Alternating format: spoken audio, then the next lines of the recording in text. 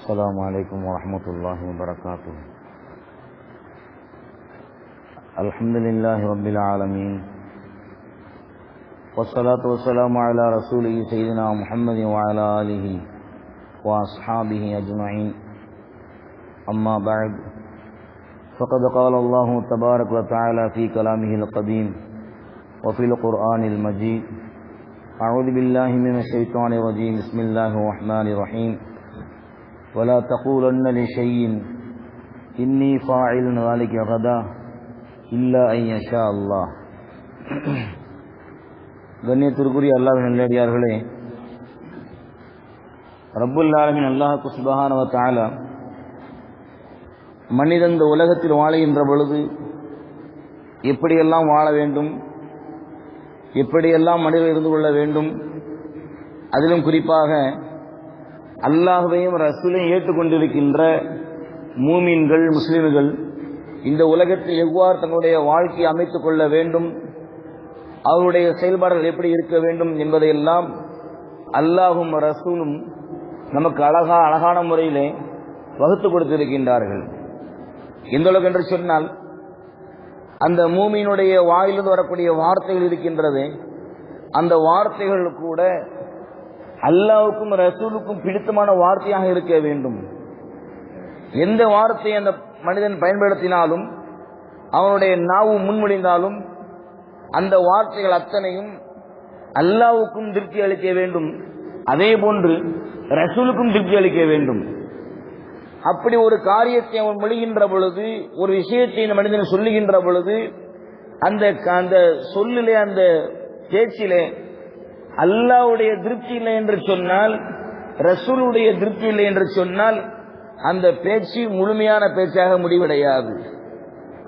உதாரணம் எடுத்துக்கொண்டோம் என்று சொன்னால், நான் இந்த காரியத்தை நான் நாளை செய்கின்றேன், நான் நாளைக்கு இந்த விஷயத்தை சொல்லுகின்றேன், நாளைக்கு இடத்துல வருகின்றேன், இப்படி எதிர்காலத்தை குறிக்கும் முகமாக ஒரு விஷயத்தை ஒரு மனிதன் முன்மொழிதான் என்று சொன்னால், அதை எவ்வாறு முன்மொழிய வேண்டும், எப்படிப்பட்ட வார்த்தையான இடத்தில் உபயோகிக்க வேண்டும் என்பதையெல்லாம் கூட அல்லாஹ்வும் ரசூலும் நமக்கு அழகான முறையிலே சொல்லி கற்றுக் கொடுத்திருக்கின்றார்கள். ஒரு மனிதன் ஒரு காரியத்தை நாளை செய்கின்றேன், இந்த விஷயத்தை உனக்கு நாளைக்கு நான் சொல்லுகின்றேன், உன்னிடத்தில் நாளை வருகின்றேன் என்று சொல்லுகின்ற பொழுது, அந்த நேரத்தில் அந்த இடத்திலே அந்த மனிதன் அல்லாஹ் நாடினால் இன்ஷா அல்லாஹ் உன்னிடத்தில் வருவேன், இன்ஷா அல்லாஹ் உன்னிடத்தில் சொல்லுகின்றேன், நாளை சொல்லுகின்றேன் என்று இன்ஷா அல்லாஹ் சொல்லாமல் இந்த மனிதன் அந்த வார்த்தையை பயன்படுத்தினால், அந்த வார்த்தை வெறுமனே வார்த்தையாக இருக்குமே தவிர அந்த வார்த்தையினுடைய பிரதிபலிப்பு இவனுடைய வாழ்க்கையில் செயல்படாது.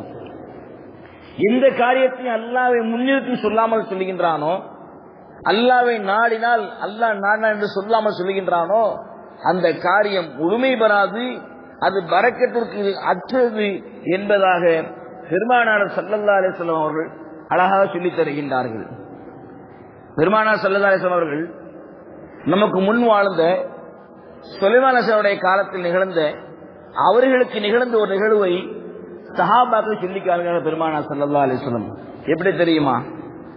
ஒரு நாள் சுலைமான் அலைஹிஸ்ஸலாம் சொல்லி காமிக்கின்றார்கள், நான் இன்று இரவு என்னுடைய 70 மனைவியிடத்திலே உறவு கொண்டு, என்னுடைய 70 மனைவியிடத்திலே உறவு கொண்டு, அதன் மூலமாக ஒவ்வொரு பெண்ணுக்கும் அல்லாஹ்வினுடைய பாதையிலே போர் செய்யக்கூடிய ஒரு குதிரை வீரன் பிறப்பான், அதாவது ஆண் குழந்தை பிறக்கும் என்பதாக சொல்லி காமித்தார்கள் சையதுனா சுலைமான் அலைஹிஸ்ஸலாத்து வஸ்ஸலாம் அன்னவர்கள்.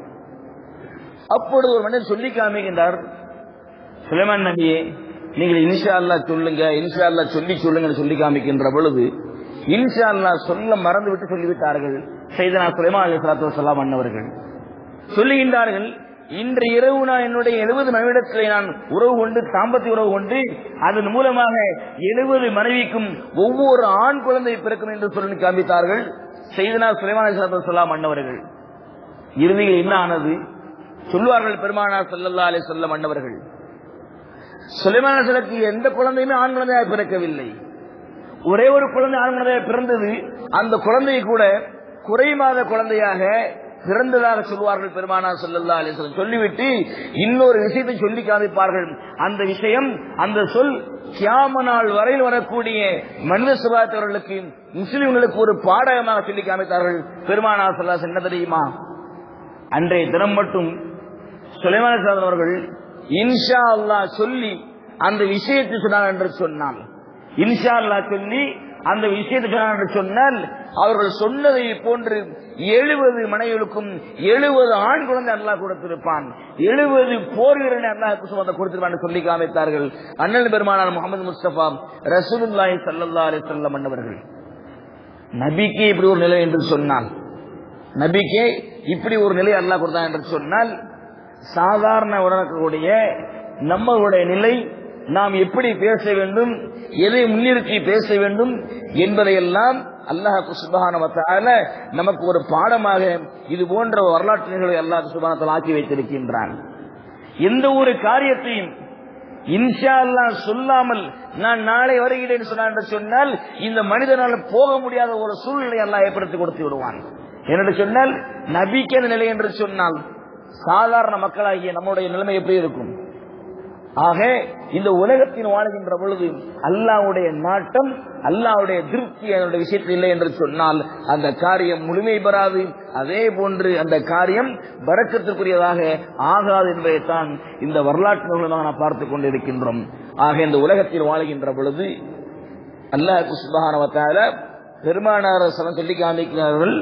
பெருமானாருக்கு அல்லாஹ் சொல்லி காமிக்கின்றான், வலா தகூலன்ன லிஷைஇன் இன்னி ஃபாயிலு ذلك. அதான் நபியே, நான் இந்த விஷயத்தை, இந்த காரியத்தை நான் நாளை சொல்லிட்டு இன்ஷா அல்லாஹ் சொல்லாம இருந்து அதையும் அல்லாஹ் சொல்லி காமிக்கின்றான். இன்ஷா அல்லாஹ் சொல்லாம நீங்க எந்த ஒரு விஷயத்தையும் சொல்லிவிடாதீர்கள், நாளை செய்கின்றேன், நாளை சொல்லுகின்றேன் என்று சொல்லுகின்ற பொழுது இன்ஷா அல்லாஹ் சொல்லாம நீங்க சொல்லாதீங்கன்னு அல்லாஹ் சொல்லி காமிக்கின்றான். ஆக இந்த உலகத்தில் வாழ்கின்ற பொழுது நம்முடைய பேச்சுகள், நம்முடைய நடைமுறைகள் அல்லாஹ்வுக்கும் ரசூலுக்கும் திருப்தி அளிக்கின்ற வகையில் இருக்க வேண்டும். வல்ல ரஹ்மான் அல்லாஹ் சுப்ஹானஹு வ தஆலா அந்த உயர்ந்த பாக்கியத்தை நம்முடைய அனைவருக்கும் தந்தருள் புரிவானாக. ஆமீன். வாஹிர் தஅவானா அனில் ஹம்துலில்லாஹி ரப்பில் ஆலமீன். சுப்ஹானல்லாஹி வ பிஹம்திஹி சுப்ஹானக்கல்லாஹும்ம வ பிஹம்திக வ நஷ்ஹது அல்லா இலாஹா இல்லா அன்த வ நஸ்தக்ஃபிருக வ நத்தூபு இலைக். சுப்ஹான ரப்பிக ரப்பில் இஸ்ஸத்தி அம்மா யசிஃபூன் வ ஸலாமுன் அலல் முர்ஸலீன் வல்ஹம்துலில்லாஹி ரப்பில் ஆலமீன். ஸல்லல்லாஹு அலா முஹம்மதின் ஸல்லல்லாஹு அலைஹி வஸல்லம். ஸல்லல்லாஹு அலா முஹம்மதின் ஸல்லல்லாஹு அலைஹி வஸல்லம். ஸல்லல்லாஹு அலா முஹம்மதின் யா ரப்பி ஸல்லி அலைஹி வஸல்லிம். அஸ்ஸலாமு அலைக்கும்.